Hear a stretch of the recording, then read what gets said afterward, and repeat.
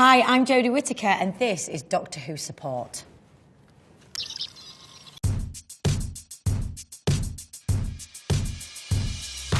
So here we go. Bryn Hodgin has asked, if I was able to ask the Doctor, well, you can, a question, it would be, how do you manage to balance a home/Time Lord lifestyle?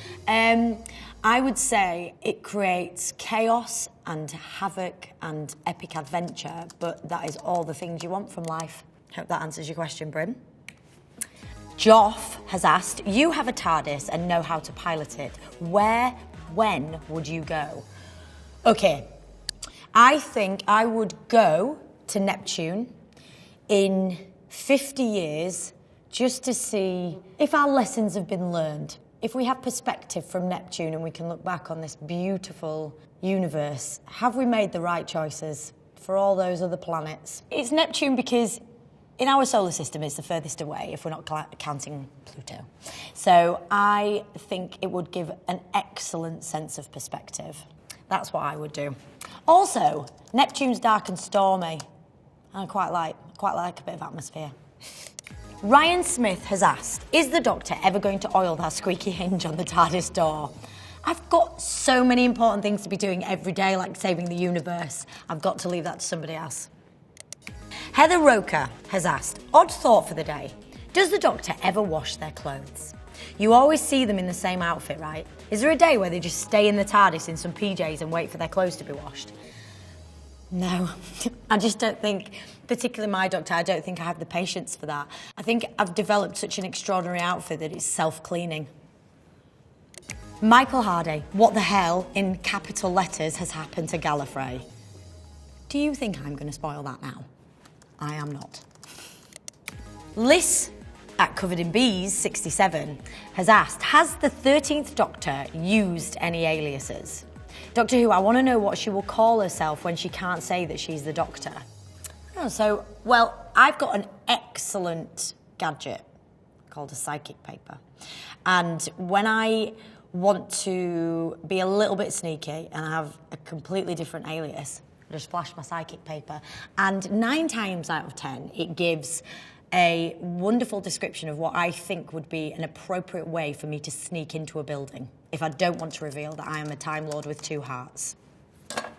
Ooh. Sean Scott Smith. Doctor Who was fantastic last night. Thank you. Has anyone ever sprouted a fan theory that the Doctor and the Master are the same being, like a split personality? I'd believe it. I've never heard that. That might be one of those things that's a very big conversation online that I've missed. I believe wholeheartedly that we are not the same person, but you can disagree. But I would say not. Hi, Marie. Your question is, anyone else want to give the Doctor a hug? No? Just me? Well, you can, because I love a hug. I'm very tactile. This is from Who fan site. Where do you think the 13th Doctor got those goggles from? They were in The Woman Who Fell to Earth, and now they're in the new series. Just curious, what do you think? Well, they were found by our extraordinary costume designer, Ray Holman, and they were loved so much by Jamie Childs, the director of The Woman Who Fell to Earth, and they got such a fantastic response that I think we brought them back again. But what I like to think of them as is my nod to Doc Brown, and if you don't know who that is, Back to the Future. Giant Thinkhole of Fun. Hashtag Jodie Whittaker is becoming another great hashtag Doctor Who. But it's always going to bother me that she was able to build a new sonic screwdriver. How did she build the software? She couldn't do that. She could. I know, we are so clever sometimes. I was able to because I was able to steal something from Tim Shaw that helped me along the way. I was also in Sheffield and they have excellent steel. Those were all the things that I needed and a little bit of Who belief in myself that got me that brand new sonic that works perfectly. Amy. Now she has asked, why is the Doctor being so secretive about where she is from?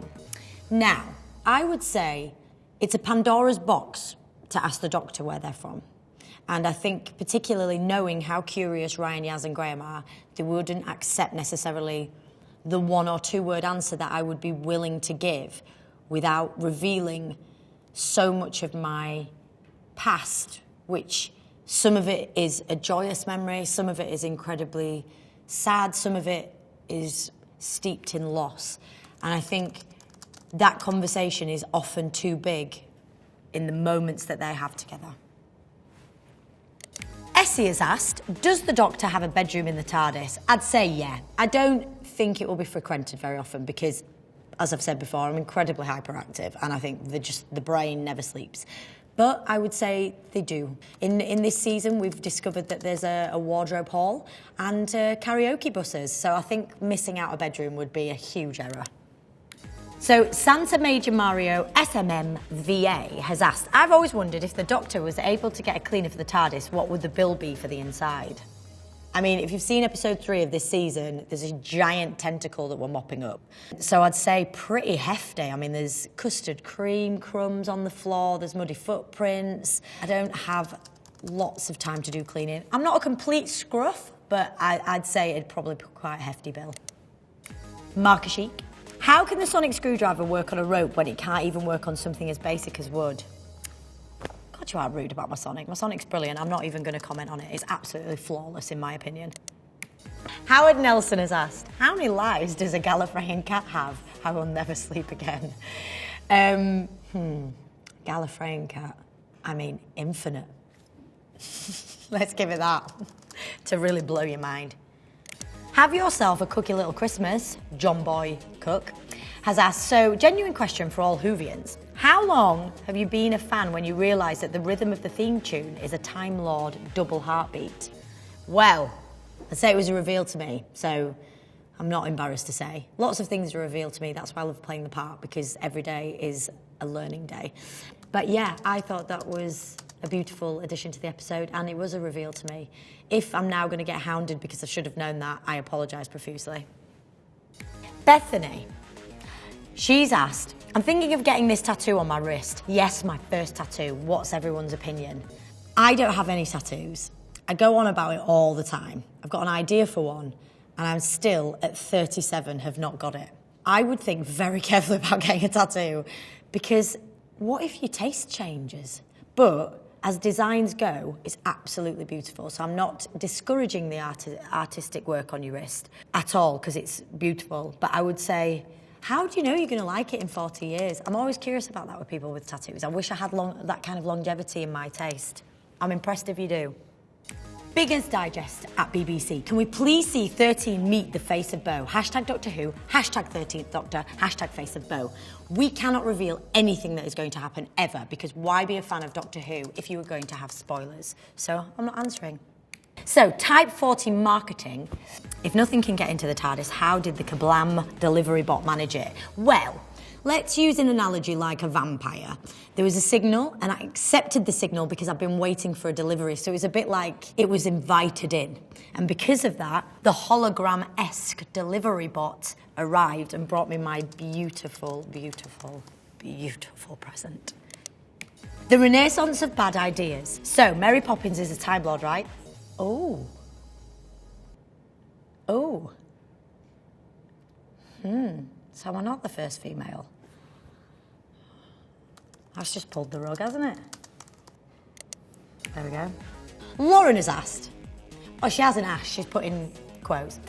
I love a laminator. Why is 13 the most relatable? I do love a laminator, actually. Although in this day and age, I don't know how good a laminator is. It's not ideal for recycling, but it does keep things very clean, and if you're putting it on your wall, you don't need to put a nail in, you can just put blue tack, so it's always really handy, because if your tastes change, as I've just discovered that my tastes change quite regularly, because I won't be getting a tattoo soon, you can just peel off the laminator off the floor from blue tack. You don't have blue tack, do you? Do you have blue tack? We do. All right, cool.